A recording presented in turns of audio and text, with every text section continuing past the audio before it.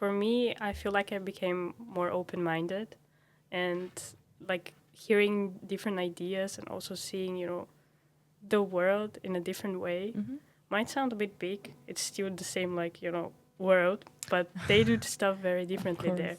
And now that I'm back to my normal, I see how certain things can be improved. So I would say it expanded my view.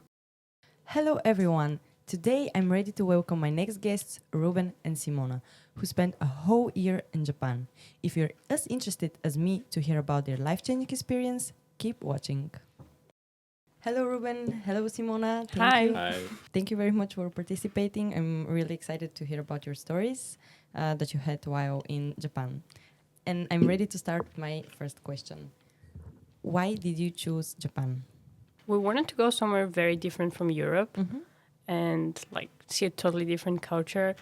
And we heard a lot of interesting stuff about Japan and its advancements, actually. And we decided to see for ourselves, right? Yeah, pretty much. We just wanted really get outside our comfort zone and have a totally new experience. Kind of take advantage of the opportunity of being able to go to basically any country. Yeah. And you did that together. How did that happen? Well, we made sure we put all of our choices as the same university, and we made sure that these choices were in the same city. So even if we don't go in the same university, we could still, live together and go everywhere together. And also our first choice, Reitaku University, they have 2 spaces, and a lot of the other ones only have 1 space. Yeah. Okay. Do you remember if you had any expectations before going to Japan? We did our research pretty well. We spent a long time trying to, prepare ourselves as much as possible. And how did you prepare? Oh, a lot of reading. Going to bed late. Every time I'm about to fall asleep, I'm like, oh my God, I'm going to Japan. So I have to start reading now. But the most important part of the preparation was learning Japanese. We started 6 months before departure, and I think that was too little. I would start even earlier if I have to do this again. Is it a really hard language to Yeah. to learn? Yeah, it's pretty tough. It's pretty different. So, except for the language preparations, did you had anything else on mind? Reading about the culture and what not to do and what's okay to do. For example, how it's not okay to walk and talk on the phone or walk and eat food, stuff like this. So when we arrive, we don't offend anyone and There's a lot look of disrespectful. There's a lot of social etiquette that's different from here, and so kind of having that under our belt, I think, was, good. So there are a lot of differences in the cultures between here and Japan. Yeah. What were the main ones that you noticed upon arrival? How quiet everyone was. Quiet. Yeah, very quiet, but not in a bad way. Everyone is in their space. They're not gonna bother you. Everyone's very respectful, and everything was really clean and organized. Yeah, I mean, people were definitely very helpful. Even when we first arrived and we have all these suitcases and we're trying to get to our apartment, and there were people going out of their way to the elevators over here, so help us find our way. Yeah, they even spoke in English when they said that. That's helpful. Yeah. And you arrived in Tokyo, right? Tokyo Airport, but then our university, our stay is actually a little bit outside of Tokyo in the nearby In Chiba. prefecture. Did you have time to explore Tokyo before going to the university, or did you, from the airport, went straight to the university campus? We actually went on the wrong day. So they wanted us to go for a certain day, but we'd already booked our tickets, so we got a better price. Yeah, of And course. so we actually went a few days earlier, which I think was good because otherwise we would have been picked up by the university, and they would have taken us straight to the dorms. But because we went a little bit earlier, we actually got 1 or 2 days to explore Tokyo. Yeah. And what were your first thoughts on Tokyo? It's a huge city. How do you Amazing. feel in that city? Overstimulated. Overstimulated. Yeah. There's so many lights and colors everywhere, but I love that. And does the city ever sleep? Because you say that there are a lot of lights everywhere. No, it doesn't. It doesn't. No. No. So there's always something that you can do, somewhere that you can go. Always. Yeah. Yeah. So that's nice. And Sometimes if you even miss the last train, you can go do karaoke. You can stay there overnight. Yeah. That's a classic. to wait for the first train back home. Yeah. Yeah. Okay. And you say that your campus is not in Tokyo. No. Where No. was it? It was in Minami Kashiwa. It's how many stops by train from Tokyo? Well, it depends where in Tokyo, right? Okay, yeah. But it's like a 45-minute train ride to some parts of Yeah. Tokyo, and it's kind of just the next. There's Tokyo as like the prefecture, like state, and then the next prefecture to the east is Chiba. And yeah. And you stayed in the dorms of the university, right? Yeah, we stayed at the off-campus dorms. Yeah. Uh-huh, So they weren't okay. actually the university. There were people from other universities in our dorm as well. Oh, so they were just dorms for students, but not particular for that Yeah. university. Yeah. Okay. And how was that experience? Well, it was actually pretty nice. Yeah, it was very clean. The floor was always shining, actually. Yeah. And it was a dormitory, so that was interesting to see. You wake up and it's clean everywhere. It's like no students are living there. I mean, I think they'd like cleaners, Yeah. every morning. Like if we were waking up early, we'd see them. And again, like when we first arrived, because we'd studied some Japanese, we weren't that good at that point, but we could, say a few words, and that really helped because, the people who ran the dorm didn't speak any English, and Okay. and they had to give us like a tour of the dorm and explain to us what we couldn't do, and it was pretty difficult. Yeah. And so just knowing a few words already really helped. And were they any strange, or not strange, but interesting things about the dorm? There was like a public bath. Oh, yeah, there was. I never used it, but like I know that like A public bathroom. Yeah. no public bath. Bath. Yeah, where you Okay. like bathe yourself. That's interesting, yeah. Yeah, but I can't tell you that much because I didn't really use it because I had no interest really in using a public bath. But And there was like not a cafeteria, I'm not sure what the word is, but you could get like a lunch and dinner there. Like there were cooks. And if you pay like extra for your like monthly rent, you just get cooked meals every day. That's so nice.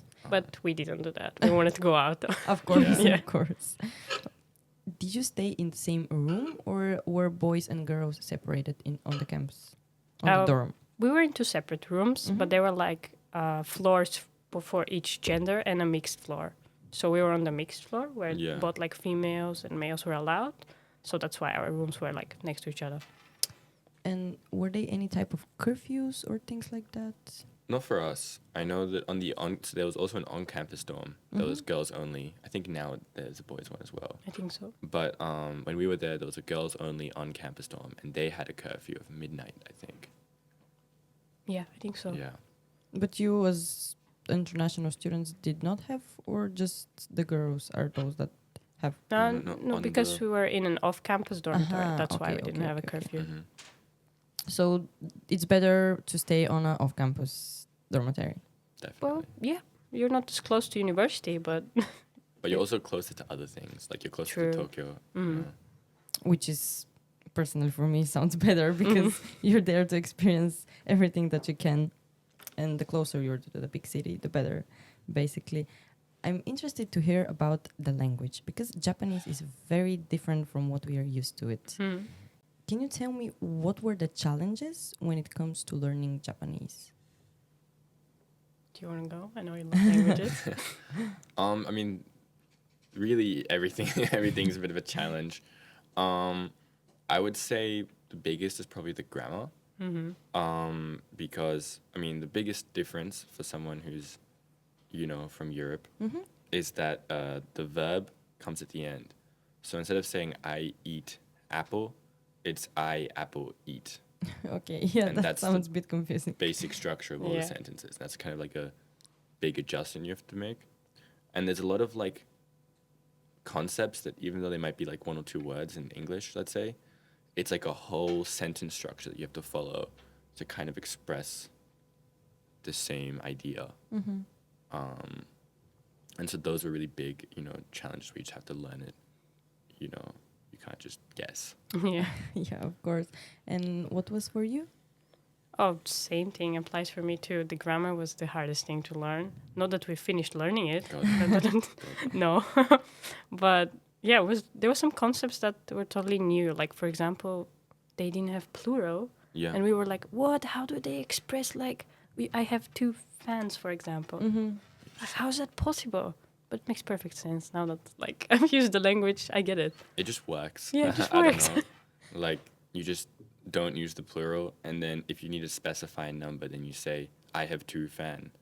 And, you can... You don't have to worry about something that you have to put at the end of the word. Not the plural anyway. For the grammar, you definitely have to worry about what you put Okay. But at least for plurals, that was like what? Like, we thought, like, how do the people even communicate? But it just works. Then how do people communicate? What impact does the language have on that?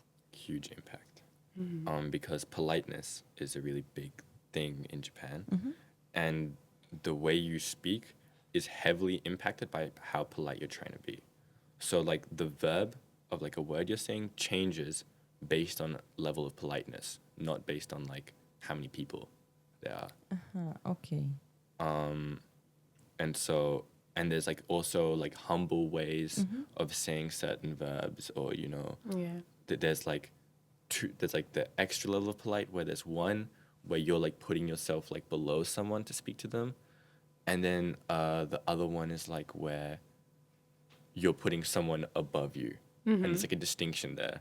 One is, like, you're actively saying something humbly. Yeah. And the other one is you're, like, actively, like, lifting someone up. And do you use different words in order to do that, or just a different structure of the sentences? How does that work? Both. Sometimes some, like, common words are just totally different. And then other times you just change the structure. That's it. So, for example, if you were to talk to a friend, you would use, like, the casual way of speaking. For example, the verb to eat, you would say taberu. But if you're speaking to someone who's older than you and you want to show some respect, tabemasu is what you would use. So you add to the verb, like, you conjugate it, right? Yeah. Is that how it's called? I think so. Yeah. And it can get really long. For example, if you want to say, I have to eat, it becomes tabenakereba narimasen. Okay. Yeah. Yeah. You said that pretty fast. Yeah. So that there's a lot of, politeness is a really huge part of that, and, society in general. I feel like Japanese people are very polite, and the language is really intertwined with that, like, cultural aspect of Japan. And when locals hear you talk, do they have some kind of reservations against you, like, because you're not from there? And do they just shut down and stop listening when you start to speak Japanese, or do they actively try to understand you? I would say that they get shocked. At first, they're like, what? But once they hear that you're trying to speak Japanese, they become, like, extremely helpful. They really want to hear what you want to say. And yeah, they listen to you. They don't just stop. But there were cases where I would speak Japanese, and the Japanese person in front of me, I was buying some desserts. Yeah. Was like, what? I just stopped. It's just like I wasn't telling him anything, and looked at my Japanese friend, and she said the exact same thing I said, and then he understood. Okay, so and I asked her, like, did I say it wrong? She said, no, you said perfectly fine, but he was just shocked that you're, like, not tourist, but like a foreigner speaking Japanese. So that's a bit of a cultural shock for them, maybe. Yeah. Yeah, I think there's kind of 2 genres of reactions, where there's either, like, you say, like, thank you in Japanese, and they're like, oh, Nihongo jozu, wow, you're, like, Japanese is so good. When my Japanese isn't good, but they're just saying it as, like, a, I guess, like, polite way of saying, like, oh, wow, you're learning Japanese. Wow, your Japanese is so good. Okay. And then there's the, like, what? Where they just don't process it. Those are, like, I think, kind of 2 experiences. So they experience some shocks as well when they hear you speak. It's normal. They are used to different things. When it comes to communication, are there any factors that you didn't consider before? I knew that they bow a lot, Which but is? bowing, doing like this. Okay. But I just didn't know that it's gonna be. You use it all the time. Like for example, someone holds the elevator door for you, and you bow for them, say like thank you, or just like a appreciation. You don't say thank you, you just bow. That was something that I knew that they do, but I just didn't know on what scale. Yeah. You bow all the time, and I still bow. Like for example, if a car stops when I'm like crossing the road, and I'm like, thank you. That's nice.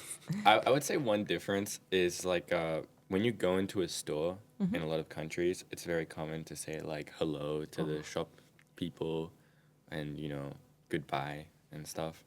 But it's not really a thing in Japan. Yeah, that was quite shocking. And no one says hello or goodbye. I mean, the people in the store, they are like obligated to say like welcome to the store. But the customers don't say anything. I've never seen, in the 9 months we're in Japan, I never saw anyone ever enter a store or leave a store and say hello or goodbye. I think I did the first time. Yeah. And how was that? I don't know. It felt weird. No one else was doing it. Okay. Yeah. And so that was like a cultural shock where it's like, I feel like I'm being mean by not, addressing the people in the store. But it's like weird to them if I do it. So they just go in and go out. Yeah, you do like a slight nod when the shop assistant welcomes you. Not everyone. A lot of people don't though. A lot of people just keep walking. Okay, I cannot imagine that. I always say hi and I always say bye, even if they don't say nothing to me. What are some other day-to-day life things that you noticed there that were different for you? The konbini. So konbini, which is kind of just Japanese short way of saying convenience. Okay. The convenience stores, like 7-Eleven. You might have seen 7-Eleven in different countries, but it's different in Japan. They're these small stores that are everywhere, on like every other block. Especially in Tokyo, there's loads of them, but I think most parts of Japan have lots of konbinis. And these are just stores that are really convenient. So, for example, they're open 24/7, they never close. If you want like a snack or a drink, they have some hot food, or some like office supplies. They'll have them at the convenience store. You can also get stuff printed at the convenience store for like very reasonable price. Yeah. You can, you pick up deliveries from the convenience store. You pay your rent at the convenience store. You pay your rent. Yeah, you get something in the mail. And it has like your rent invoice, and then you take it to the konbini, and they like go okay, and they like stamp it, and then you pay your rent at the store. You do your taxes at the konbini. Like, what are these stores? Amazing! They are so good. You can even make a smoothie there. Yeah, there's a smoothie machine. So the options, they never stop. Oh no! You can think of everything, and you can do it there. Pretty much, and they're constantly being restocked. They have a really, really good, like supply chain. I remember reading there was some kind of like, earthquake or tsunami or something, and this bridge or this like area became inaccessible. But even though emergency services couldn't get there yet, 7-Eleven was sending people on like helicopters and motorbikes and stuff to way. like make sure Yeah. the onigiri get restocked at the 7-Eleven no matter what. Like. It's really, it's legit. It's awesome. Are they easy to find or? Oh yeah, Shocking. they're everywhere. Everywhere. Yeah, everywhere. Just around our dorm, there were like 3. Yeah, at least in like a 5-10 minute walk radius. Oh, 10 minutes too much. 5. Yeah. That's convenient. So convenient. In these shops, do you pay by cash? Do you pay by card? How are the transactions going? You can do it either way. Yeah, you can pay by cash or you can pay by card. You're like public transport card. It's called an IC card, and you can like charge it at the station, and you can use it to pay in the konbini. But cash is also fine. And can you tell me a bit more about that card? You say it's a transportation card, but you can pay at the shop with it. Yeah. You can. Vending machines as well. Yeah, vending machines as well. A lot of stuff actually. Yeah, a bunch of stores. It's just like your transportation card. Since you load it with money, you can go to places and use it not just for transportation. Okay. Which is, it's like separate from a bank card, which you can also use. But you know, people use their IC card all the time because everyone uses the train. But in general, I would say Japan's still very much a cash-based society. Like I would say, cash is the main. You know. Yeah, I would say you should always have both. Like, if you have only cash, that's ideal, I guess. But there are a lot of places that you can pay with card too. But just in case if something doesn't work, have cash in your On pocket. you. So that Yeah, like I've never been at a place where they didn't take cash, but I've definitely been at places where they didn't take card. So Yeah. that's something that would be, you know. And does European banks work there? Like, does your card from here is applicable there, or do you have to open a new bank account? you don't have to open a bank account. We did fine, I think, with our cards from here. Yeah, we just withdrew from the. Yeah, we were mostly withdrawing from like ATMs and then paying in cash. So that was actually pretty good. There were no problems.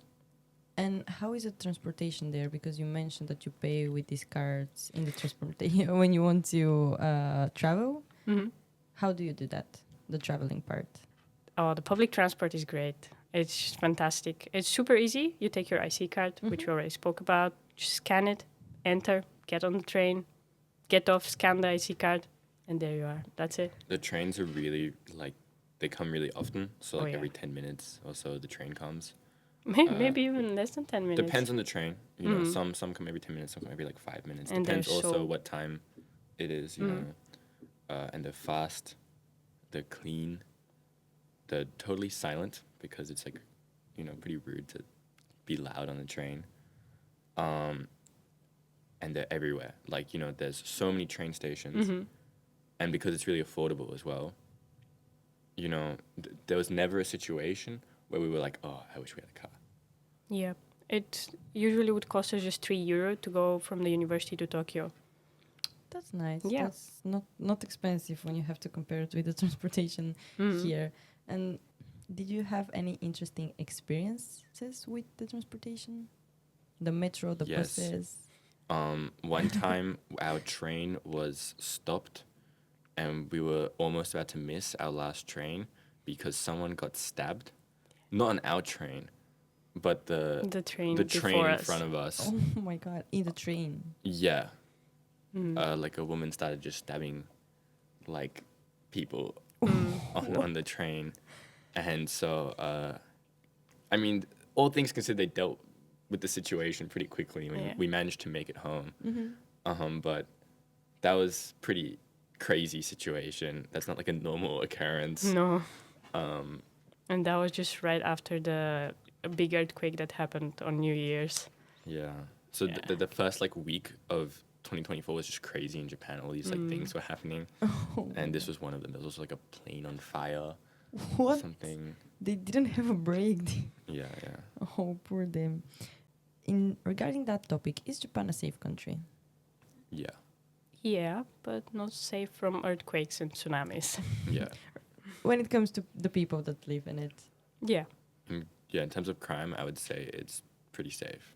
You know, I agree. yeah. So if you were there alone, how would you feel in the city? I would feel safe. Yeah, I never felt like I couldn't walk in the dark by myself. I still wouldn't do it. But it's not like, for example, in Bulgaria where I would never do it. Yeah, it's a bit tricky there. Mm-hmm. Do you have any advice when it comes to the transportation that I have to know before going there that would make my life easier? Get an IC card. If you're confused in a train station, just follow the colors. Oh, Because yeah. each train line has its own like color. And so if you're not sure, because even though it's usually written in Japanese, it's some English, but if there's a color, you just look for the sign that has the color and you follow it. And also use Google Maps because Google Maps is awesome.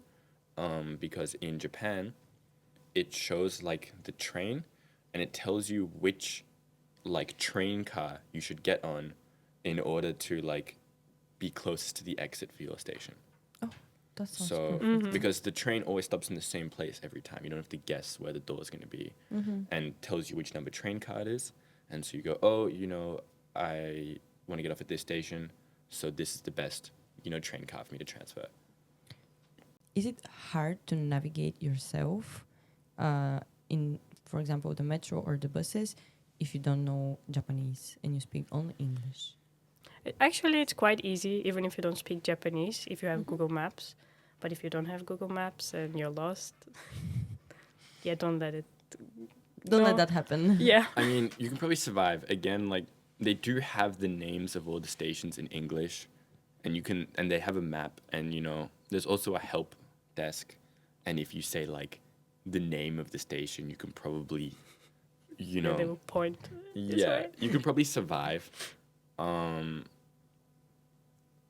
But yeah, again, Japan with zero Japanese, you can do it, but you're going to miss out. Mm. Yeah. So if you don't know the language, you get to the point of survival and not fulfilling. No, you'll still have fun. Again, like, there's lots of English signs. So even in the train, the voice will speak in English as well. So there'll be Japanese, and then they'll say it in English. And the map will be Japanese and then in English, like on the train. So you can definitely get around with English. It's just, you need to focus more. Yeah. So learn Japanese. That's good. I want to ask about the food. That is a topic that is very, very dear to me. So I want to hear it all. Wagyu. Yeah. Try Wagyu. That's Mhm. that's the most important thing you have to do. This is really high quality beef. Amazing. I didn't used to eat that much meat before, but once I tried this meat, that became my favorite food. It's super, like it's pricey. I mean, it's cheaper in Japan than, if you buy Wagyu, which isn't even usually real Wagyu in another country. But it's, do it at least once, because it's really just next level. Treat yourself. Yeah, treat Oh, yeah. yourself. Exactly. Otherwise, lots of really good food. I mean, there's like ramen, which is a classic, though it's pretty heavy. And there's Oh, yeah, tempura prawns. love tempura. That's also really good. Really classic is like, there's one really nice restaurant, and they have something called soba, which is like buckwheat noodles. So it's a little bit like darker type noodle, and then like a kind of seafood broth, and then you have some tempura on the side, and some roast barley tea, and it's just a awesome meal. I can see it on your face that you really enjoy it. Oh yeah. Also, one more thing I want to mention is try red bean. So red bean is like a classic kind of like East Asian dessert ingredient. It's a bean that's like sweet, and so you can have like, classic is like anpan, which is, like a bun with this like red bean paste inside, and it's really good. It's kind of like chocolate, but not really. No, it's still very sweet, but not as sweet as chocolate, and you can eat much more. Perfect. Yeah. That sounds really good to me. Yeah, Do they have nice desserts except for this one? definitely. Oh yeah. I mean, I know it doesn't line up with a lot of people's image of Japan because, you don't really associate with like really sugary food, but they have so many sweets and sugary things, and they really love sweets in Japan, especially like our area that we lived in while we were doing the internship, Jiugaoka. On every block, there was like a dessert bakery. There's just this area that we were in. It was like a really big like dessert area, and they would just, every single block had some kind of dessert shop on it, in the whole like city. Yeah. And we even set ourselves a goal to like visit all of these dessert places, but we didn't we manage. failed, Yeah, but we we failed. went to a couple like really famous fancy ones, which was cool. But yeah, like the like kind of French style desserts are really popular in Japan, in these sort of like pastry shops. Okay, so you say that there are some European style things. Yeah. If I'm a picky eater, and let's imagine I have the audacity to not try anything, can I live there regarding to food? I guess depends. If you don't want to try any Japanese food, it might be tough. Yeah. Because their idea of Western food is not the same way that Japanese food in Europe is not really the same as Japanese food in Japan, you're going to find that European food in Japan is not always the same as European food in Europe. Yeah, I agree. But if you're a really picky eater, I guess you would have to be prepared to cook food for yourself at home. I think you could survive. I mean, there's like Saizeria and these like family, restaurants that they have like Western style food. It's not that good. I can imagine. But yeah, I mean, don't go to Japan if you're really robbing yourself of an opportunity if you're just eating. You don't have to go crazy on like eating all the exotic. You don't need to eat like puffer fish or like natto or something. But like, yeah, natto is like a fermented soybean, I think. Okay, that sounds interesting. But you can handle like a rice bowl or something, right? Like Yeah. Yeah, onigiri, a rice bowl with some fish inside. Okay. You mentioned cooking at home. Is it cheaper to eat out or to cook? What are the prices regarding the food? I would say it's cheaper to eat out. Really? I would say it's about the same. Maybe same? I would say it leans a little bit cheaper to eating, like making your own food. Does it?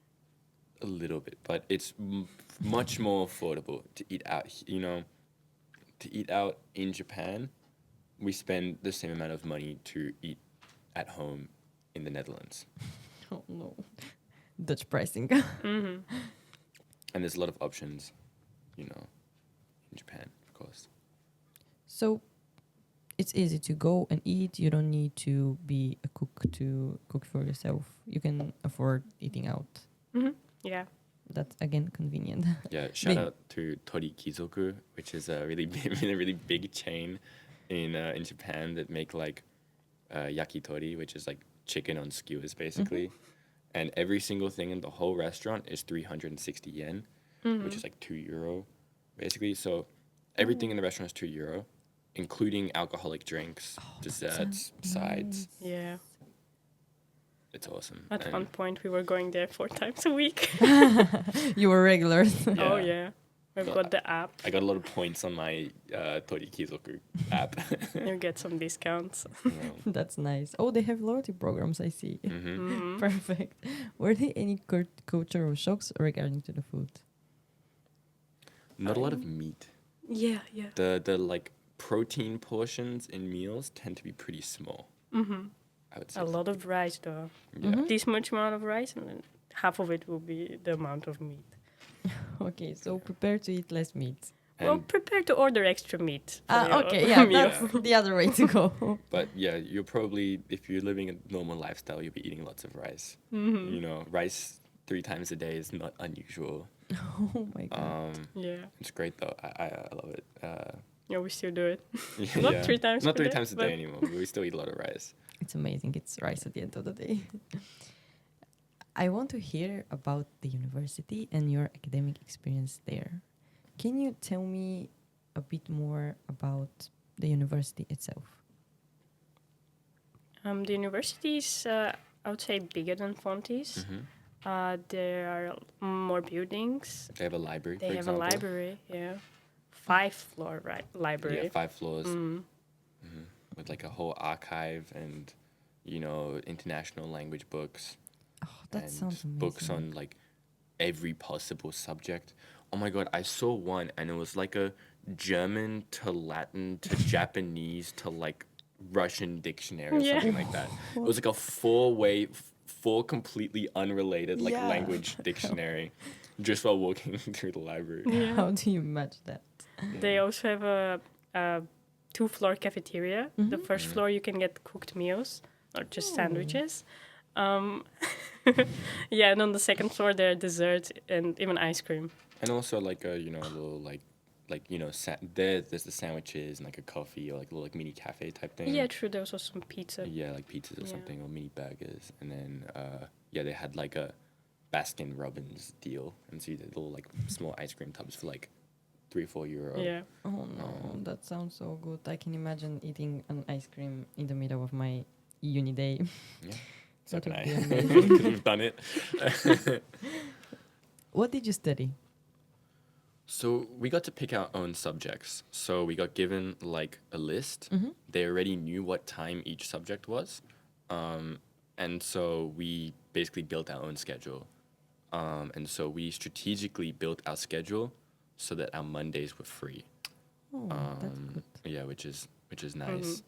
But so one of the things is we took Japanese as a subject.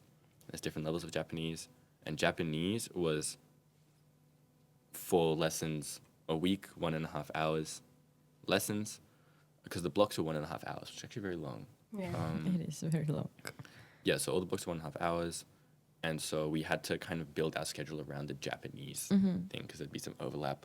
So some subjects that we wanted to do, we didn't do because we did the kind of more intensive Japanese versus the beginner one. And what other subjects did you have? We had like corporate social responsibility, management. We also had marketing and Japanese culture and religion. This class, I really recommend it. Yeah, really. Take this class. Really amazing. It was really cool. We like basically had to watch Ghibli movies and then talk about how the What movies? Studio Ghibli. Oh, you know, like Spirited Away. Or No, I don't. okay, it's kind of like Japanese Disney. Aha, okay. So it's basically like Japanese Disney. Is the best way to describe it. So there's a bunch of really famous like movies, and we kind of had to relate. You know, we'd learn about parts of Japanese culture and religion, and then see how that like is represented in these movies, and then discuss that. That's so nice. And we also went on excursions, which were really, really cool. We went to a Buddhist temple where we did like meditation and calligraphy. Inside the temple. In the temple. And we were like, you know, the monk was like talking to us, and, you know, it was very cool. That's so nice. And then we also did a tea ceremony. Yeah. Ooh. Which was so cool. One of my highlights of the trip. For me too. Besides the Japanese class, what other class you had that you really enjoyed? I liked advanced management. Yeah. The teacher was very chill, and it was basically taking like a case study of a Japanese business, Japan Airlines, and then basically talking about what happened because they went bankrupt, but then they actually saved themselves from bankruptcy, and they actually like, you know, pretty rare case of a really big company successfully bouncing back.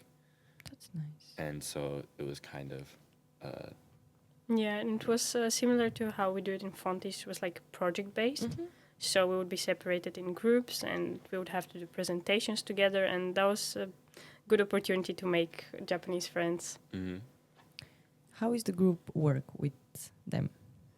At first, they're really quiet. They're very shy, so you have to talk until they like relax. But once they relax, it's quite nice. Yeah. Yeah, but you have to get them out of their shell. Yeah. You know?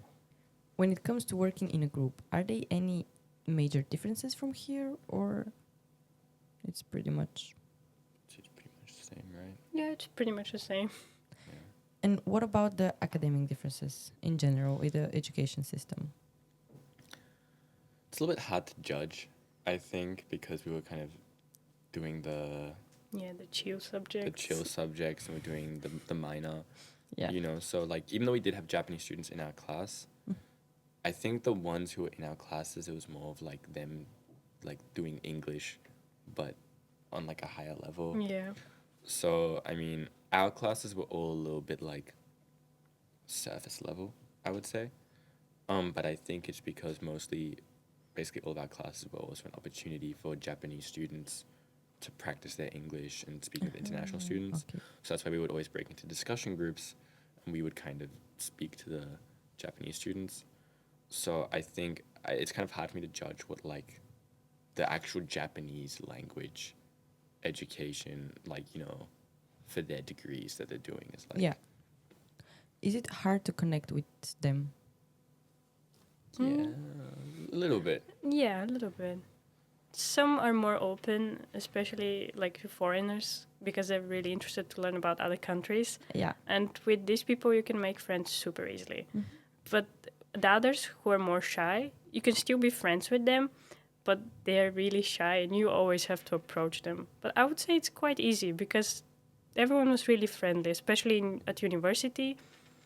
Yeah, everyone, Yeah. when they would see it, they would always wave and like Yeah. start to, yeah, they would.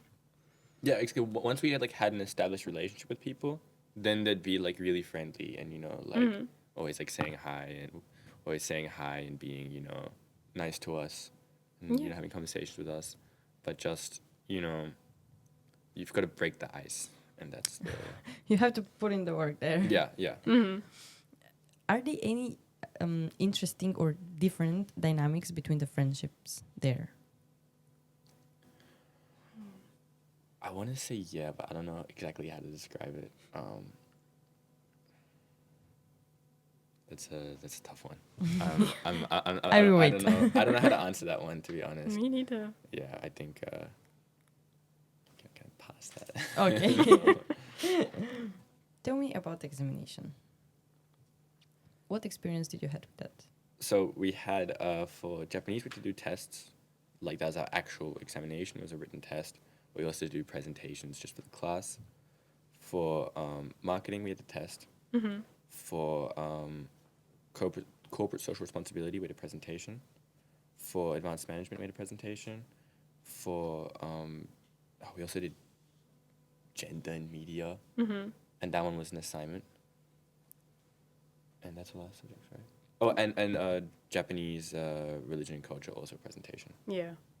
Yeah. And something else that's like worth noting is that your attendance is part of your final grade. Okay, yeah, that's So- important. And you have a card, and each room has like a little scanner, and every time you go into like a class, you got to scan your card. Okay. Though we had one class the gender media one, which was in a big lecture hall. Actually, like I was so shocked at how many students were doing it. It was like 200 students or something. It was really What is Yeah. that class about? the teacher basically looks at like classical tropes about genders, like the damsel in distress or whatever, and then she talks about it in relation to certain media, and then explains the trope and why maybe it's not so good. And also in this class, we would watch some movies too. But not like the whole movie, but some parts of it where Clips. you can see the trope. Okay, that's nice. But for that class, because it was a big lecture hall and not so many eyes on you, I saw a lot of people just tap their card and then go home. Okay, so Yeah.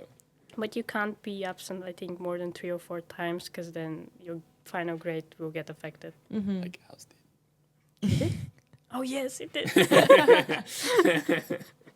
but you're international students there, so We the grade got a is- B. It wasn't like, we Yeah. didn't get a bad Then grade. it's fine. You're fine. You're good. Maybe it was an A, not a B. So in Japan, they have something higher than an A. They have an Oh, S. So S is the highest grade. And How- then, oh my god. Okay, yeah. that's interesting. Is it easy to get an S? S is like 95 and up, Yeah. right? Or maybe it's S is pretty hard. You A, definitely A have is to pretty put easy, but a lot of effort to get an Yeah. S. Okay, And Ruben got an S for Japanese. good for you. Are they competitive when it comes to learning and school in general? I didn't see that in our classes. yeah, I didn't see that. Again, we did do like old people in our classes weren't doing that. Those weren't like their main classes. But I think, my understanding is that high school is more competitive because you need to get your like entrance exams. Something. I think once you're in uni, it's more chill. That's good. They don't put pressure on you. They don't put pressure on us. I don't know what the students Yeah. life is like. Okay. When it comes to academic development, did the minor contribute in any way? And if yes, how? Yeah, it definitely contributed. For me, I feel like I became more open-minded and like hearing different ideas and also seeing, the world in a different way. Might sound a bit big. It's still the same, like, world, but they do stuff very differently there. And now that I'm back to my normal, I see how certain things can be improved. So I would say it expanded my view of things. That's nice. Yeah, like I don't think going to Japan is gonna like increase my scores on any tests and that sort of academic development. But I think in terms of like personal development, you know, living for such a long amount of time in such a different culture, I think it really opens your mind on like, you know, like, because even though it feels like a different world, it also, you know, everyone's still people, and you know, the similarities between cultures I think are just as eye-opening as the things that are different, you know. And what is something else that you brought with you from there to here? Not physically, but in you. Something that changed. Big question.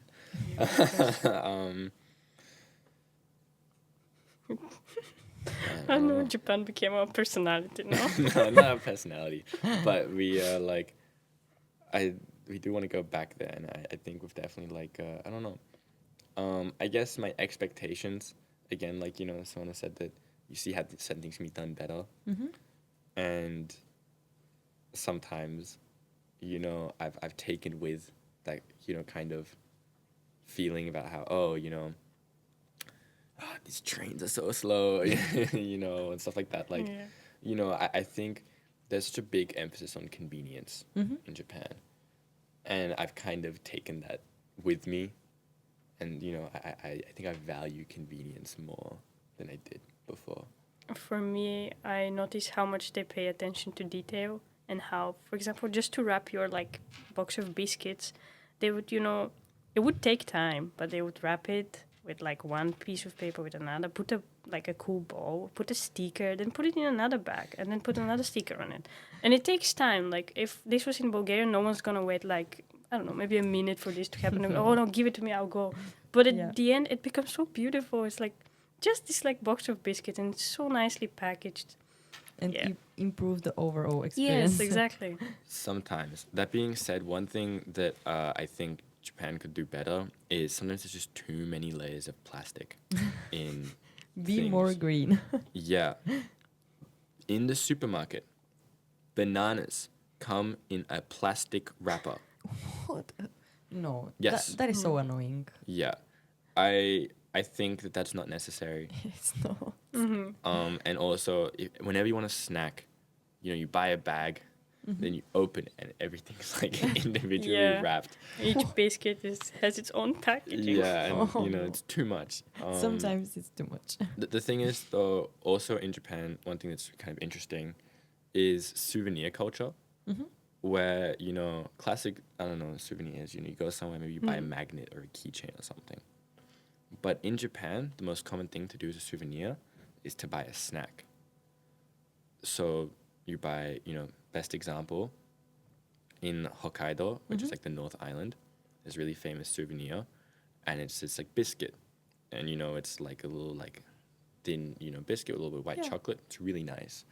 And you can only buy it in Hokkaido.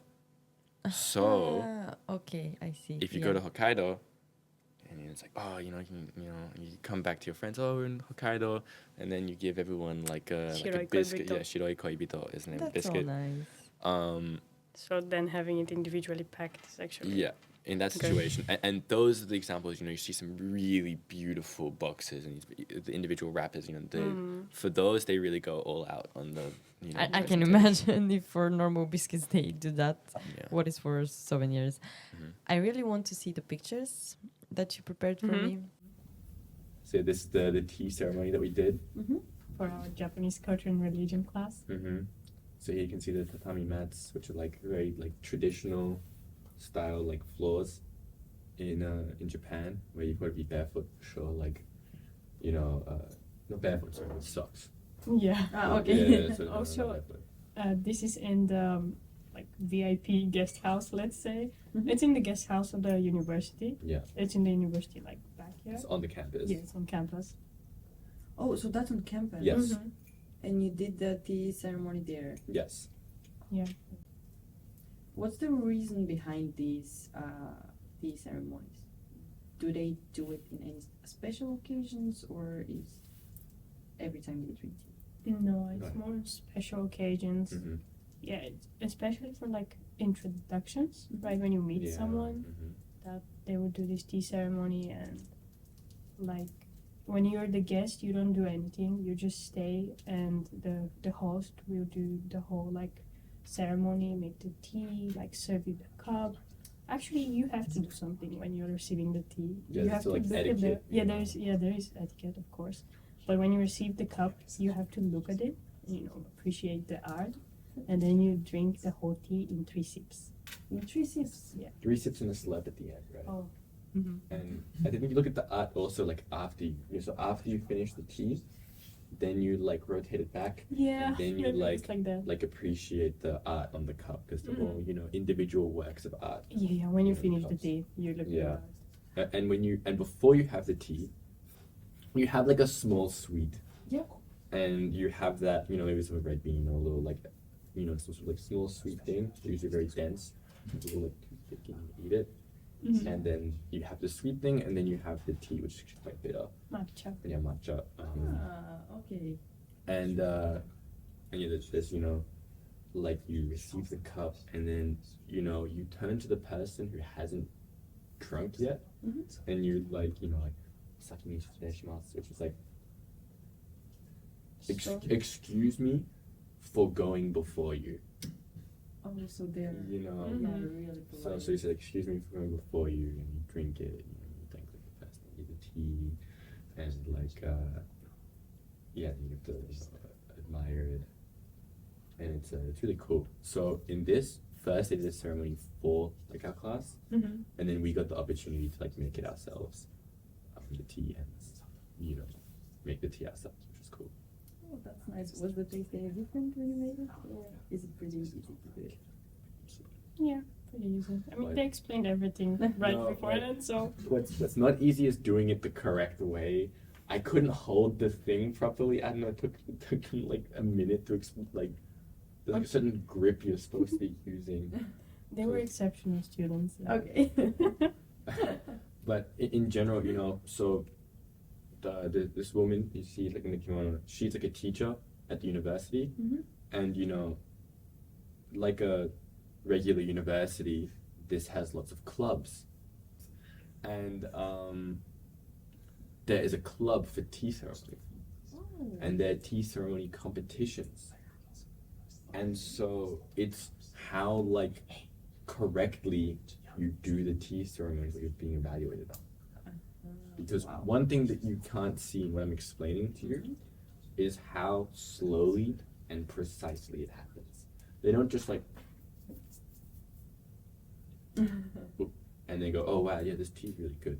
No, like, they walk in, they sit down, they like very slowly pick something up, and then very slowly go this thing here, and there's so much control, and it's very slow and it's very precise, and that's kind of what you're being judged on in the tea ceremony. It's basically a whole ceremony. Yeah. Okay, that sounds really nice.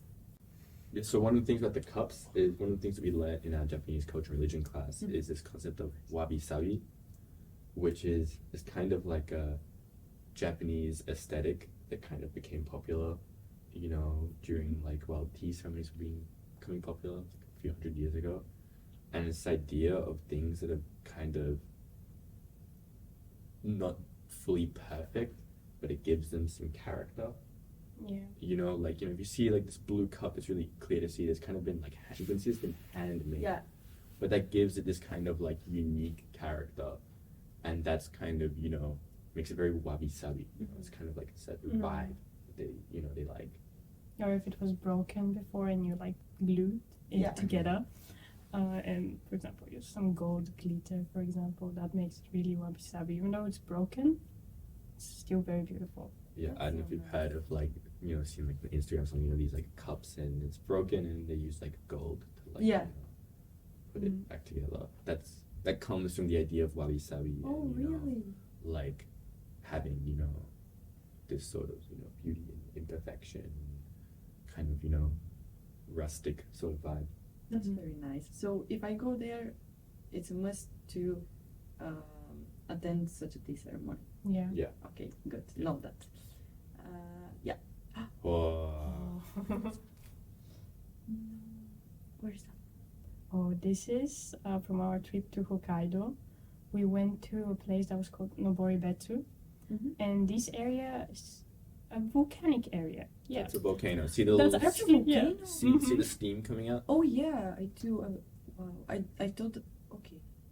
This is not a lava volcano though. It's a sulfur Mhm. volcano. That's so why it smelled like sulfur everywhere, and this lake, I think.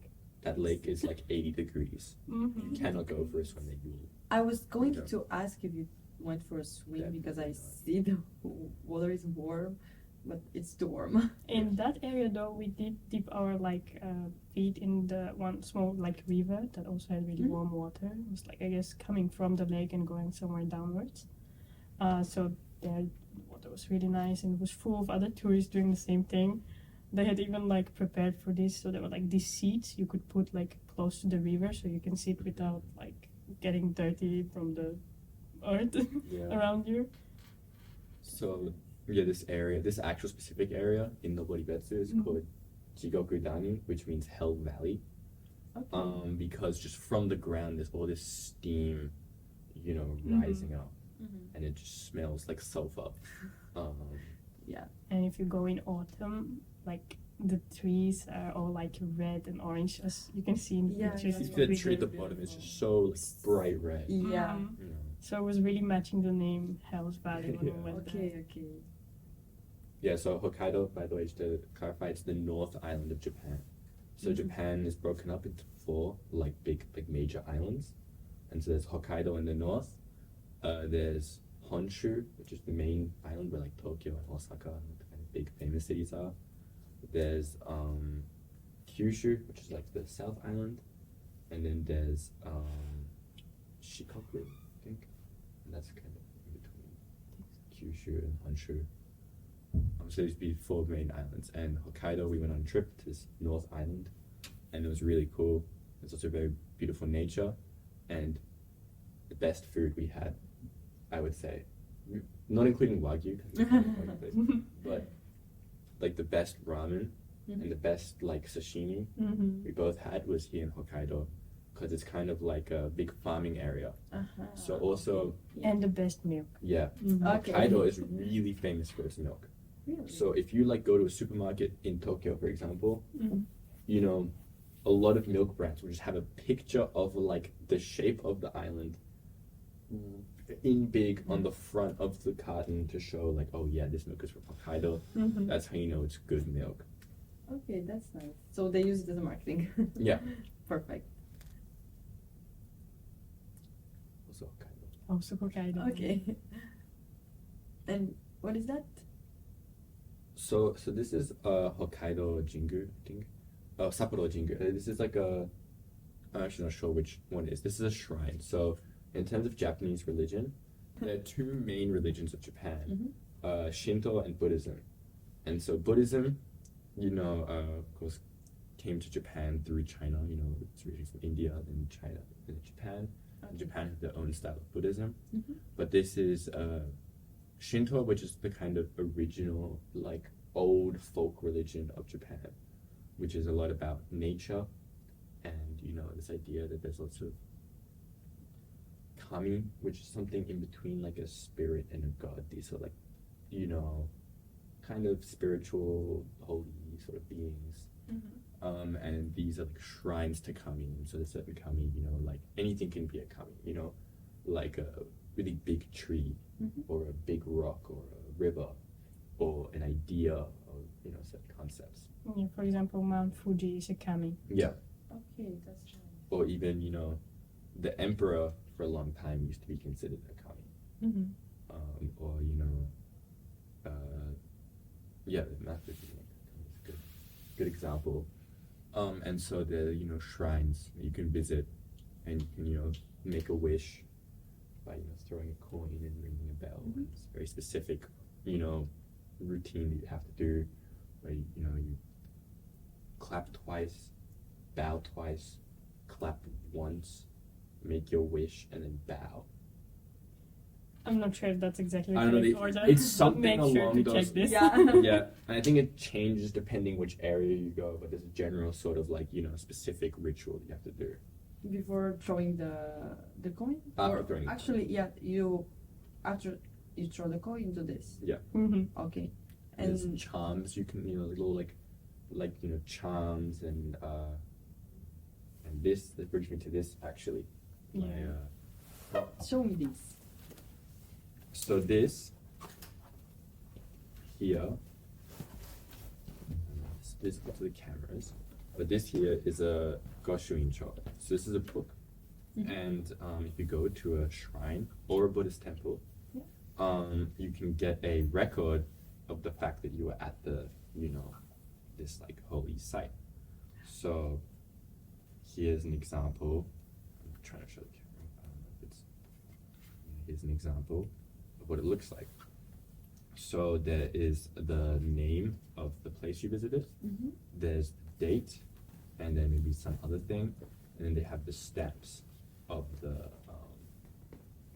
of that institution. Yeah, let me help you. Yeah, let me just. So you open it. Okay. So You hold on.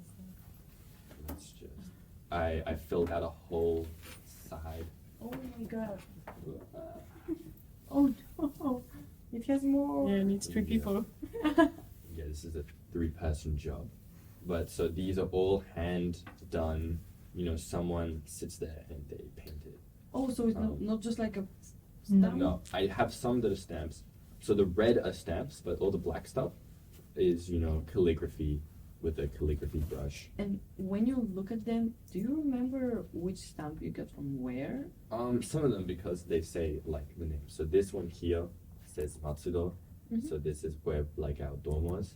So this is that area. And then it also says the date. This says 20.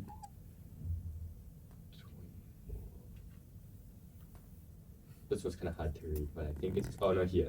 This is December 8th. This is 2023. Yeah. Oh yeah, Railroad 5. Yeah. So this is 2023. They have different years. They use regular years, and there's also a traditional year system where they say which era it is, which is based on the current emperor, and then the month. So this is 2023 was Reiwa 5. Now it's Reiwa 6. So it's 2023. Then this is 12 month, and then 8th day. Oh So it's the date, and then here's the name Matsudo Jinja. And all of these are handwritten, but this one has. Yeah, I'm picky. I don't like mixing. I don't like That mixing the you handwritten stick. and unhandwritten. To the book. Yeah, so these ones are like pre-done. Maybe someone wrote them all in advance in a batch, for example. And so these ones tend to be a little bit more Colorful. colorful. Okay. Yeah. This one I haven't filled out. Yeah, So you're going back to fill it. of course. It's shorter, I guess. Yeah. Yeah, for now. And yes, this is a really cool thing. So these do cost, you know, the books cost money, and then each time you get like the, you know, Goshuin seal done, it's either 300 or 500 yen, which is €3, 3 maybe euro, €2. 3 euro. It's fair. Yeah, I mean, you know, there's a person who does something, Of course. and they're very beautiful, and I think it's a very like a awesome souvenir. 'Cause It is. really It shows, is. It you know. leaves very nice memories. I'm gonna say these you have to get a special book because it is still like a religious thing for a lot of people. It's like a, you know, mark that they've been made some sort of pilgrimage or whatever. So, you know, it's a thing that you should be treating with respect. Speaking of stamps, you can also get a version that you don't have to pay for. That's, you know, of course, outside of the temples that and shrines that Ruben mentioned. You can just take a normal like notebook, and if you go to train stations, most of them have stamps. That's nice. Yeah, so it's a really nice souvenir you can like build It is. during your whole journey there. Oh.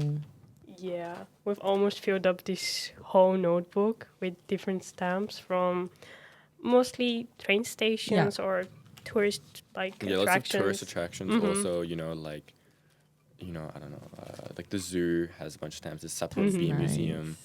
You know, this is a Odawara Castle. Yeah, a lot of places have them.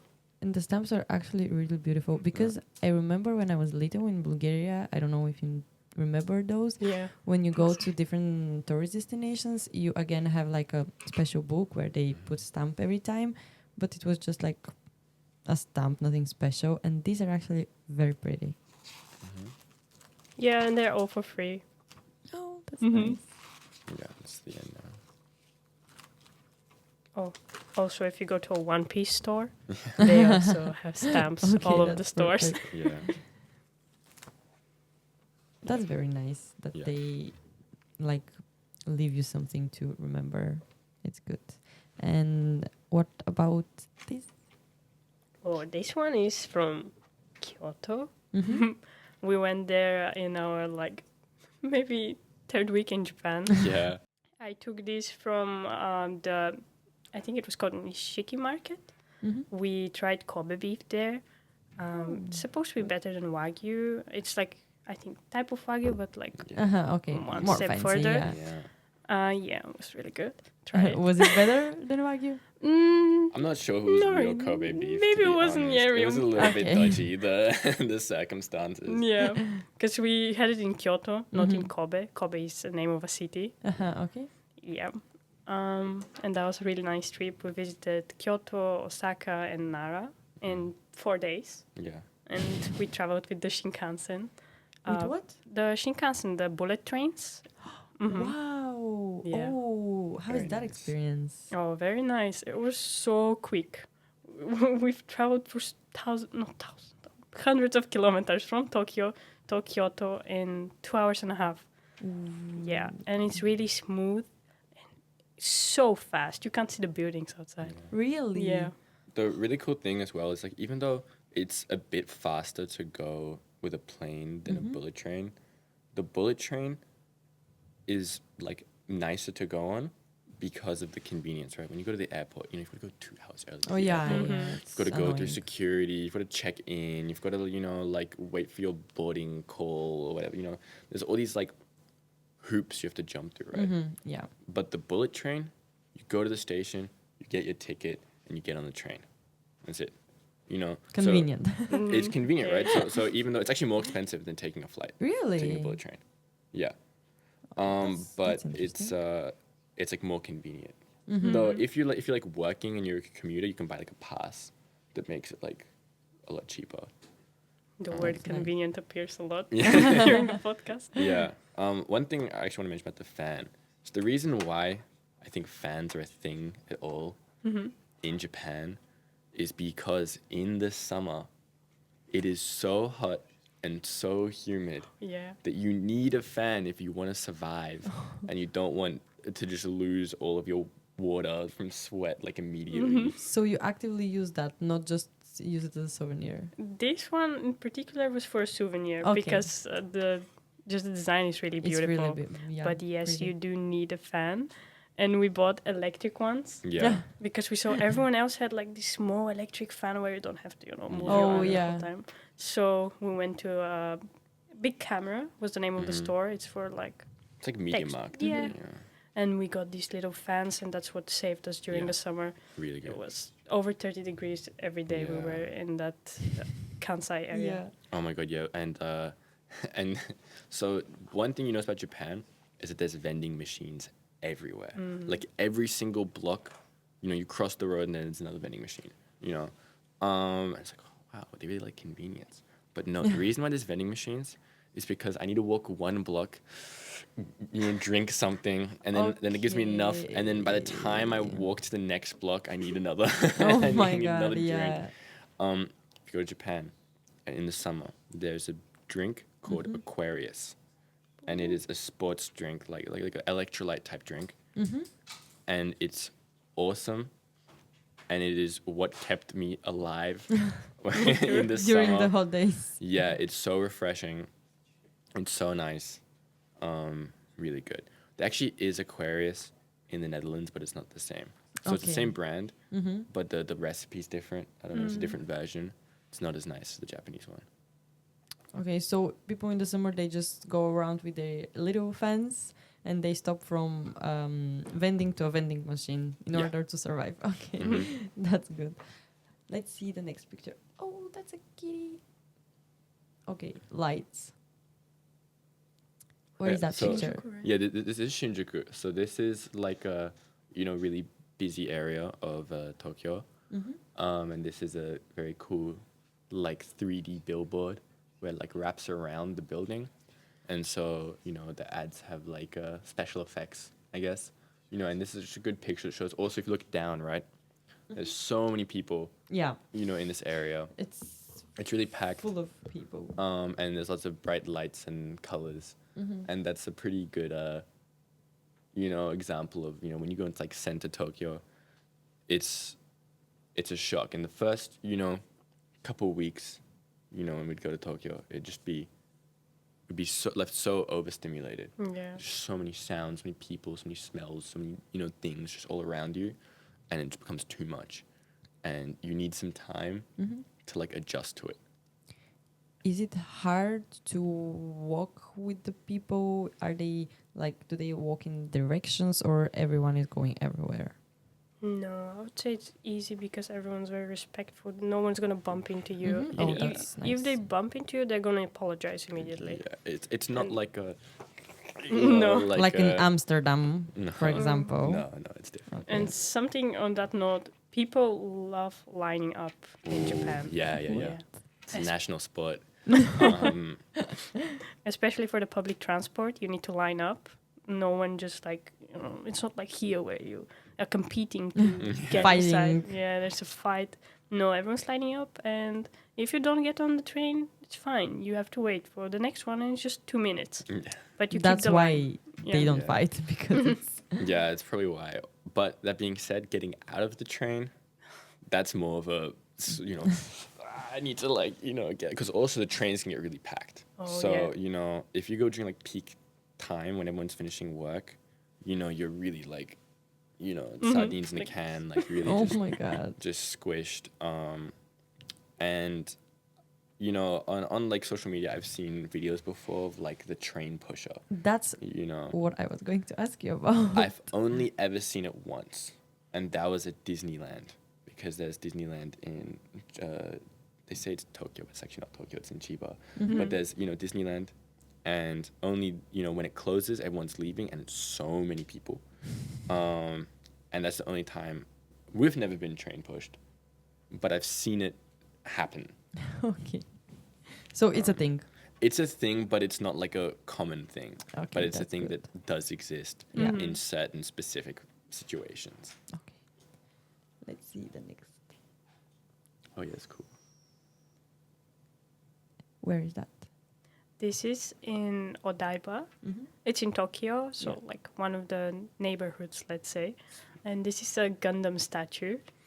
It's in front of a mall, like a shopping center, and it's a big tourist attraction for some reason. I mean, if you like Huge show. Gundams, yeah, you would go to see it. But I, for example, have never seen this show. But since it's a big, like, Transformers-looking figure, I was super impressed. So I took this picture, and it's very cool. It is Yeah. cool. It is interesting, and it looks actually really tall. Oh, there was one in Yokohama. They had like a life-sized one, and it was like Yeah. 50 meters tall or something. They got rid of it, but it was This like is the small it was like version. 5 times the size. Yeah, this is the small no version. way. Um, Imagine. and so this place actually, Odaiba, it's on an artificial island.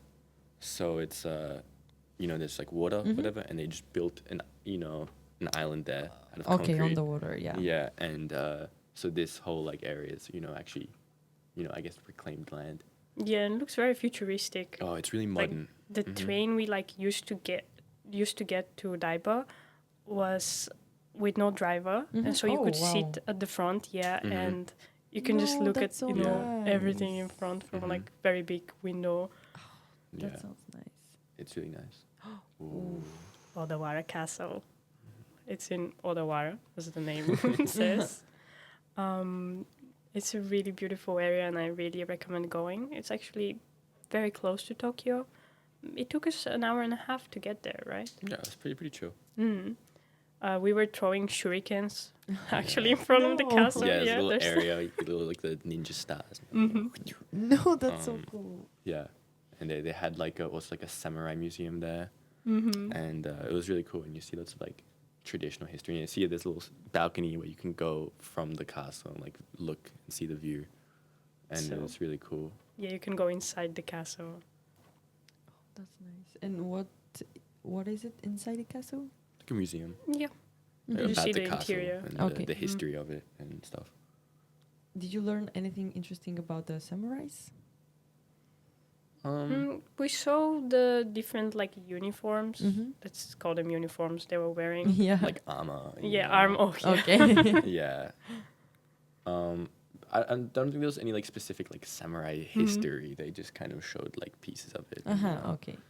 But in here, there was more about the castle and the history of, you know, who owned the castle and then what wars was it in, you know, because it's like not just like a cool building. These were like actual, you know, castles to protect Okay. themselves against, you know, things. And actually, a lot of the castles are reconstructions in Japan because during the industrialization of Japan, they kind of, during the industrialization of Japan, they kind of tore down a lot of the castles for a couple reasons. They were kind of trying to move into like a more Western vibe, and also because they didn't want people to have these kind of just military fortifications, you know, in a thing.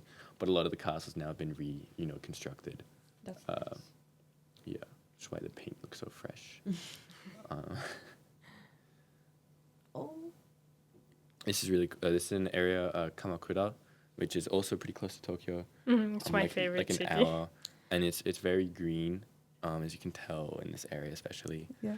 And it's near the coast, and yeah. So this is some Buddhist temple. I'm not sure which They're very cute. temple. Yeah, this is a Jizo, who's like a Buddha, and it's really nice, really green area. You know, Tokyo is very like, I really like Tokyo, and it's very urban, and you know, Kamakura is just nearby, and it's a lot greener, Yeah. and so you know, peaceful. yeah, it's very. It's quiet. It's green, and it's so beautiful.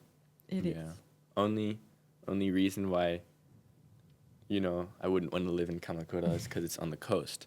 And normally, you know, coast side is like prime real estate in most countries. But that's not the case in Japan, where coast side means tsunami side. And so, Not fun. you know, living in Japan, we like felt earthquakes, like quite often. Really? Yeah. Wow. Were they like strong earthquakes or? Well, a couple were. Yeah. We were there for the one that was on New Year's, and that one was pretty strong. It was, I think, 6, right? Not where we were, but like in the origin, it was like 6 Yeah. something. Yeah. But we felt it like we were in a boat. The ground Yeah. was like moving like this. It wasn't like shaking. It was strange feeling like this. Yeah.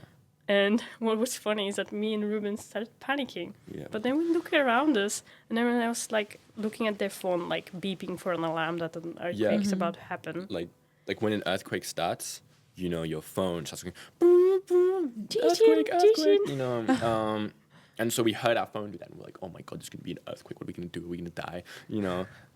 But since it was New Year's, and on New Year's, it's like a tradition to go to the shrines.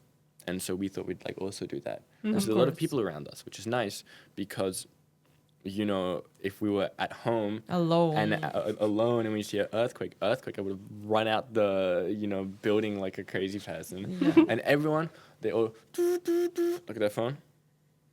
Okay. And then So chill about it. They're so used to it at this point. Yeah, so we did the same. We're like, okay, Okay. stayed at one place, not moving. Let's hope for the best. yeah, Oh. well, it was okay. No. Mount Fuji.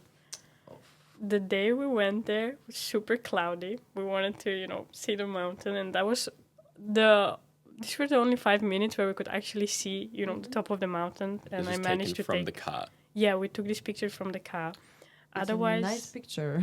yeah, our original plan was to climb up to one temple the name, I'm forgetting it I right also now. don't know, but there's like a pagoda and it's like a view.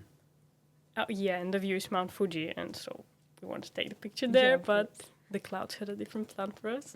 They covered the whole mountain, but afterwards, on the way to visiting a lake that's nearby, Yeah. it cleared up for a second, and I managed to take this shot. Yeah. You know, actually, this year, Mount Fuji hasn't even snowed yet. And normally by like this time of the year, it's like already snowy. Like, you know, here it's snowy. I don't know what time of the year that was. I think it was March. Maybe, yeah. March. But I actually remember what I was going to say, which is that this was the only time we ever used a car in Japan. We rented a car with some friends and went. And this was also, like, you know, because it's, you know, kind of far away, so we tried taking the car. And by the end, I was like, you know what? I wish we just took the train. It wasn't cheaper, and it wasn't faster or more convenient.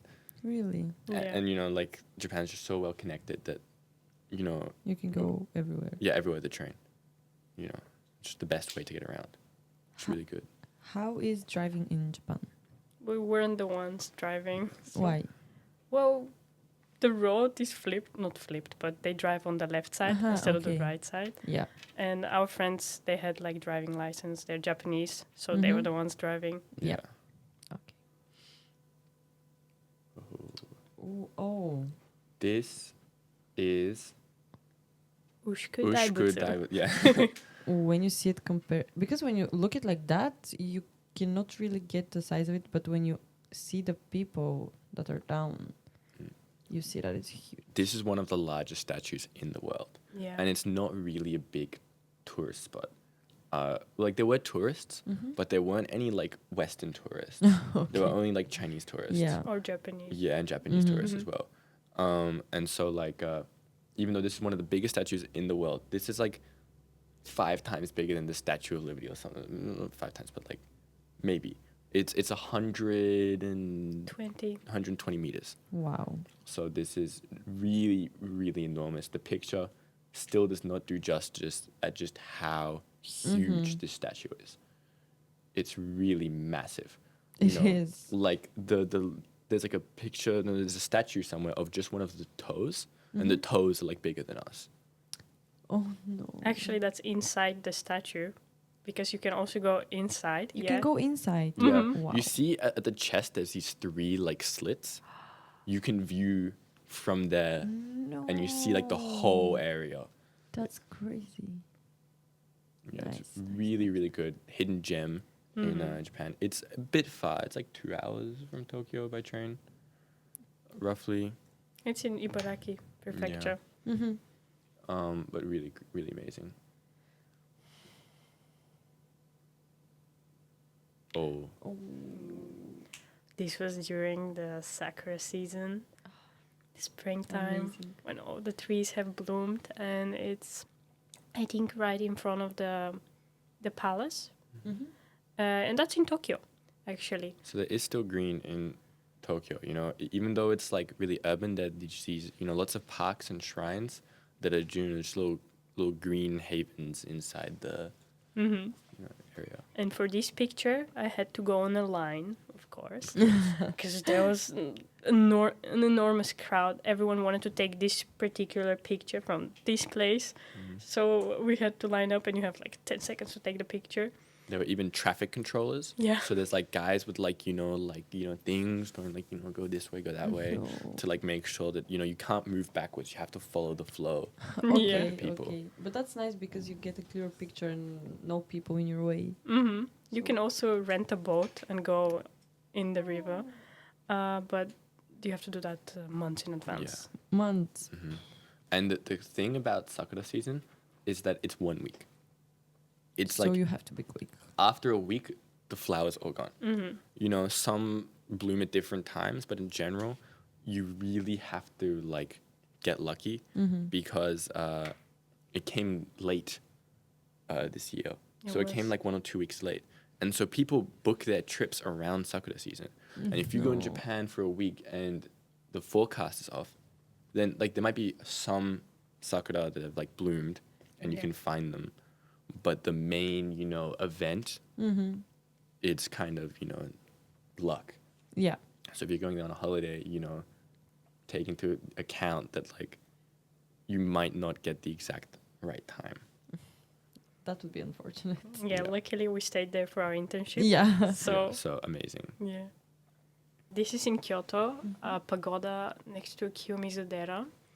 It's like the And most famous temple in Kyoto. yeah, there were so many tourists there. And it's a really like popular thing to rent kimonos in that area. So you can take pictures in front of the temple and the pagoda and everything there. Did And you? We did, we yeah. did. It was awesome. We didn't do it at the time we were there when I took this picture. That was in summer. But we did it in winter. And Okay. it was so cold. My kimono was just slightly too short at the ankles, and so I was getting all the cold air, No. and it was pretty rough. So do that during the warm days of the year. Well, It's still worth it to do it in winter, Yeah. but don't do it in summer because you know, it's too warm and too humid. Okay. Mm-hmm. So you have to find the perfect. I'd rather do it in winter than summer. Yeah. I reckon. Yeah, but also keep in mind that you have to book in advance if Again, you want to rent a okay. kimono. Yeah. That's nice. Oh, we're back in Tokyo. Yeah. Back in the big city. I think this area is in Shinjuku. Yeah. It looks like it. I'm trying to read a sign. Well, that's the typical street that you can Mhm. see Yeah. anywhere in Tokyo, especially in the central part. There are a lot of signs, a lot of colors, a lot of people Mm-hmm. Do cars go to the? on the road. Yeah. Are they cars on the road in this street, or is it on for like walking? I think they're allowed to go on the road, but I don't Okay. think it ever happened. It's really rare to Mhm. see a car on the road. Sometimes it might happen, but Yeah. it's I can't think of many times when I've seen a car on the road in these sorts of areas, because driving there would be a nightmare, I think. But I guess these places still need to get deliveries. So, Yeah. At some point. Okay. Yeah. Let's see the next one. Ooh. That's a nice view. Oh. This is in Tokyo Skytree. Mm-hmm. That's the highest, the tallest building in Tokyo. And it's the And- tallest tower in the world. Yep. Really? Mm. I think the city this is huge. Yeah. Oh my god. Here we are 400 meters up. Mm-hmm. Yeah. So this this tower is really huge. You see a really huge view of the city. I mean, yeah, you can just see on and on and on. It just goes. Yeah, it never stops And basically. It's like that every direction. So Oh. Tokyo's really massive. I don't actually know what the area is in comparison to something, but it's pretty huge. I mean, Mm-hmm. You can't see the end of it. yeah. It's a really big city. The first time we went to Tokyo Skytree, it was really cloudy, so we couldn't see anything. This is on my third attempt going up there. This picture. So again, you have to put in the work. But You should get lucky. Yeah. because you have to book in advance Yeah. again. Oh my god. And you You can't could never know. know. Yeah. Mhm. Yeah, and so it was just white. You didn't see anything. It was completely. If someone painted the windows white, it would have just been the same effect. So don't think that you can pick an activity and go do it the same day. You have to book in advance. You can do some things. It depends on the activity. There's a lot of activities you can do the same day. A lot of these temples and those. There's never you don't have to book that. You can go on the same day at Tokyo Skytree. It's just a gamble, right? You don't know if there's going to be space for you. Okay.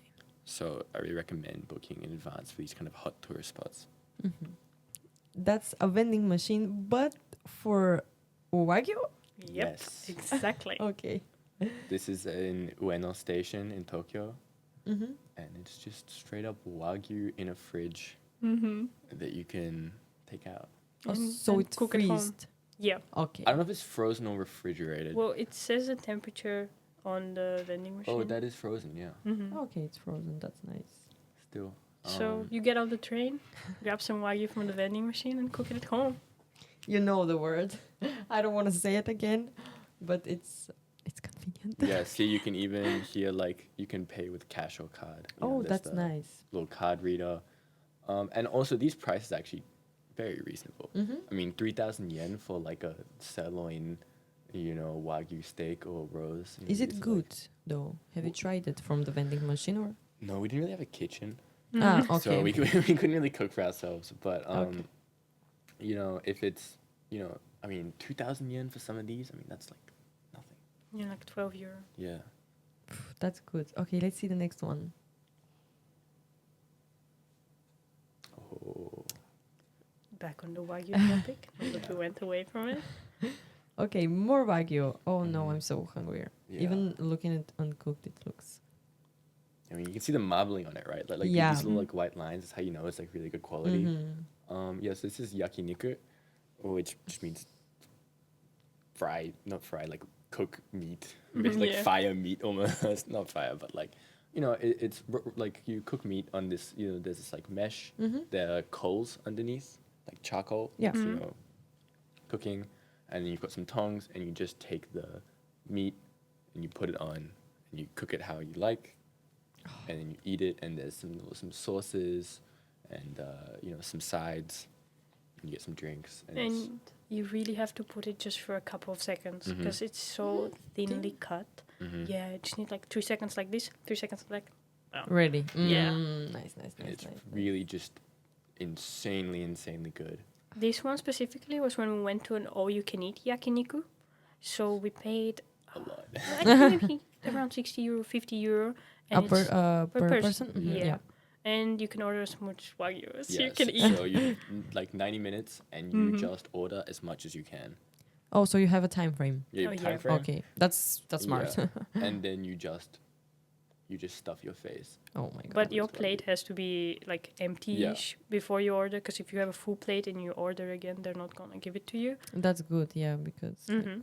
Also, if you order, I mean, you can order multiple plates, but the bigger thing is if you leave too much meat, left over, then they will charge you extra oh, for that's wasting the. that's nice. That's nice of them. Like, it's thoughtful. Well, it's not thoughtful. I mean, Not for Well, so you, there's no food waste. Yeah, but it's yeah, like yeah. No, it's clever, right? Yeah, yeah. yeah. Okay, let's see the next one. More vending machines. Yeah. So Oh, yeah. since we mentioned that Hokkaido is the dairy capital, Mhm. I think it's a pretty good example. It's a vending machine where you can buy milk and cakes. Like it's in a small jar. You can get like a Yeah. milky cream cake, or just a bottle of milk. Oh no, that's crazy. And you can see here. There's Hokkaido. Yeah. The map at the bottom, Hokkaido. That's like. Oh, the packaging that you were also talking about. Yeah, with the exactly. map. It's really big image of like just really Mhm. good quality milk. And there were more vending machines like this, or some that just only had milk. Mm-hmm. But this is really. Even there was like some store, I remember in Tokyo. That was like near where we lived, and it was like a Hokkaido milk Mhm. store or something. There's a giant cow statue. Oh yeah. We don't have a picture of it, but there's a giant cow Yeah. statue that's so big that like the legs are on the first floor of the store, and then the second floor of the store is the head of the cow. Oh my god. And we tried the cakes from this vending machine, Yeah. Mm-hmm. and they were nice. They're really Nice. nice. So Yeah. don't be afraid to buy stuff from the From vending vending machines. machines, yeah, because that's like a kind of mindset that we have maybe here in Europe, that vending machines are a bit sketchy. Yeah, but not there. Not there. Yeah. Okay, perfect. It's just another way of selling stuff. In For In them. a convenient way. Yeah. Convenient. Oh no. Okay, let's Yeah. see the next one. Okay, these you talked about this, Mhm. right? Mhm. Yeah. We rented kimonos when we were in Kyoto, and that's how we looked. You get to pick everything. Oh, so you choose your own. Mm-hmm. Okay, So there's like perfect. different layers. So like the jacket and the there's like the inside layer Mhm. and the belt and like the accessories. It's all like we got to choose each different like piece of Yeah. it. That's There are perfect. hundreds of different colors and patterns that you can pick Yeah. from. Belts, little like details, like they kind of like, let's say like bracelets for the Mhm. belt. Yeah. Also, you can pay like extra to get your hair done. Oh. Yeah. You again pick the accessories that you can pick. Oh that yeah, I you can put. see that you have some in your hair, right? Exactly. Yeah. Okay, perfect. And an umbrella. I think it was also extra, Mm-hmm. but I didn't carry a sword around with me. That's just a prop. I was not was not open carrying a sword. And you That's can't see my belt, but I had a little like dragon or something. It was cool. Oh, nice detail. And that was really nice. And it was really cold that day, so you can't see here, but Simona had like this like scarf as well. Yeah, because it Um, was winter, you can also get a scarf, because otherwise you're gonna freeze. Oh yeah. And you have Like- to walk in kind of like flip-flops. It's open shoe, Yeah. but they gave us socks, Yeah, so of you course. have socks, but and then you still have, very like, cold. Okay. Yeah. So they think for your health. That's good. Perfect. While we are still on the topic of exploring the country, is it hard? No, it's actually very convenient, as we already mentioned. That should be the title of the Yeah. episode. Yeah. Well, they have many tourists. Like, I think each year they're more and more Yeah. Mhm. in Japan. So they've made it really easy, and especially with the transport, that's not going to be a problem at all. Maybe getting from like your station to the place, you have to walk a little bit. They again, you use Google Maps, so that's pretty easy. And most of the signs have English because they're expecting foreign tourists. Yeah. Mhm. Yeah. So if you go to a tourist attraction, there would be someone who can speak a little bit of English because Yeah. they're expecting foreigners. That's perfect. Yeah, I think it's, getting around. I mean, of course, public transport's just fantastic. Even, intercity, even if you, don't take the bullet train. I mean, once we went to, we took a really long train to Odawara. That was a long train ride. That was like 2 hours. Yeah, something And, like that. we're going to a different, city and prefecture and stuff, and it's still like totally fine to do. Same with, even in Hokkaido when we went like to a really rural area, we could still get there by train. We used to go on like a specific train. It's a little bit more complicated. A But little bit. Our IC cards were not working in Mhm. that area. Yeah, Mhm, so we had to okay. buy a ticket from a ticket Yeah. machine. Yeah. which is not too bad. Mhm. But yeah, there's like it's pretty easy to get around. Everything is made to make your life easier. And yeah, it's very accessible. So at the end of the day, it's manageable. Yeah, the thing Yeah. is there's just so many things to do. It's really, because there's so much domestic, I think only 25% of Japanese people have a passport. Because Wow. they don't really feel any need to like leave To the leave. country. And if they go on a holiday, they go to a different part of Japan because Japan's huge. And there's so many different places. Every single prefecture, they have like their own like special foods and special like attractions. And there's a really big effort to get domestic tourism in Japan. And That's so, good. and even if they want to go like overseas, they just go to Okinawa, which is like a really far island. It's like really small. It's actually like closer to Taiwan than it is to Japan. It's really far away, and then that's like if they want to go on a tropical holiday, they go to Okinawa. It's still Japan. They don't need a passport or anything. It's all domestic, and then it's like warm and beachy and stuff. And so yeah, there's so much to do. You're never gonna, even in Tokyo, you could spend a whole lifetime doing everything. Yeah. It's more than enough. Yeah. Okay, that's good. Speaking of living in Tokyo, how is the social life there? I mean, I guess it depends on the person, right? Yeah. Like, I think social life is really, dependent. I mean, also since we were living together, like we were probably a little bit less incentivized to like go out and make lots of friends. We still made friends, and we still had like a circle, and we'd go out on the weekends, go to like a restaurant or go like bowling or doing activities. Like there's lots of there's so many activities to do. It's fine. I mean, we didn't really go out like nightlife so much, so I can't really speak. Well, of it. nightlife, we did what's typical, like go to karaoke and have some drinks Yeah. beforehand in Torikizuku. So Torikizuku, I think they have some sort of deal with there are lots of places. There's like an izakaya, which is this style of restaurant where there's lots of small little food meals and alcohol, and then you go, you finish your meal, you finish your drinks, and then you go do karaoke. That is like quintessential Japanese experience that we did like Yep, a bunch of times. we did it. We did do that a bunch of times, and it's really classic. And with that was with the international students that we met at Reitaku and with our Japanese friends as well. Mm-hmm. But it was very easy to make friends, I would say. Yeah. like they made it very easy for us. At least at university, there were all these events, and you get like a conversation partner. Mm-hmm. So you get a Japanese student with whom you can like speak Japanese, or they like train their English by speaking to you.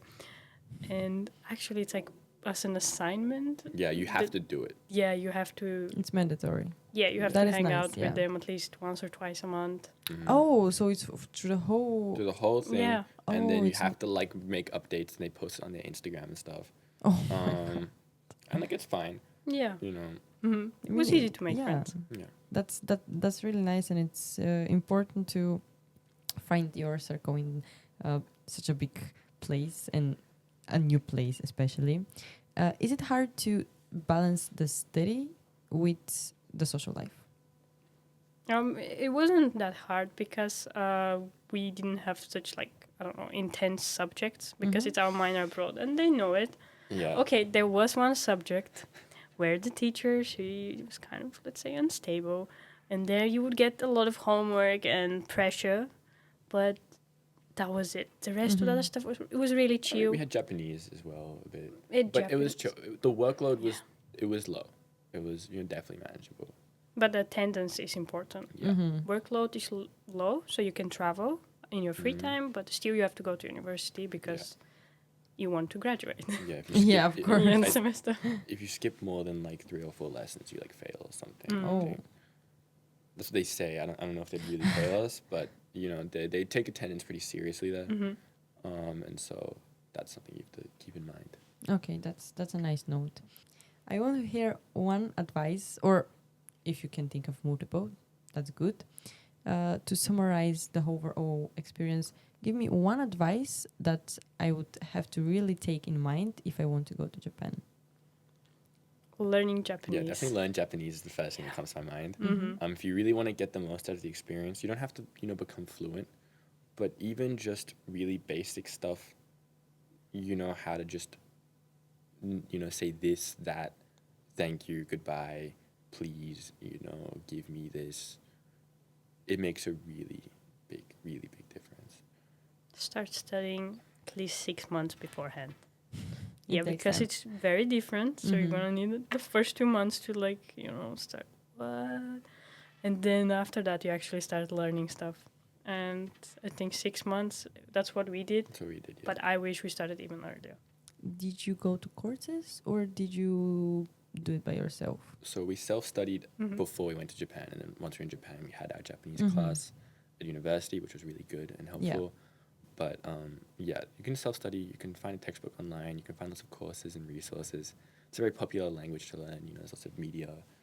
But yeah, just really, don't use like Duolingo or something. Like find like an actual, course. It's not an outdoor lingo. No. No, not at all. Okay. Don't use that's an it. app.